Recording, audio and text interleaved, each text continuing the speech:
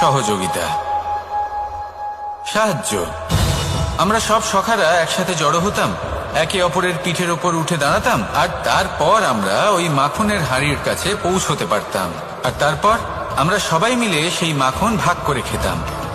সহযোগিতা, এটা অত্যন্ত গুরুত্বপূর্ণ। পাণ্ডবরাও মহাভারতে এটাই করেছিলেন। ওনাদের সাথেও কেউ ছিল না।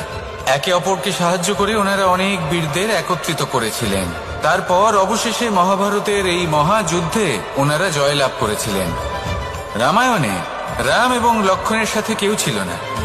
সহযোগিতার মাধ্যমে ওনারা ভাল্লুক আর বানর সেনাকে একত্রিত করেছিলেন, আর এই সংসারের সব থেকে প্রবল রাক্ষস রাবণকে বধ করেছিলেন। মনে রাখবেন, একসাথে মিলে যদি আপনারা কর্ম করতে শেখেন, তাহলে এই সংসারে এমন কিছুই নেই যেটা আপনি অর্জন করতে পারবেন না।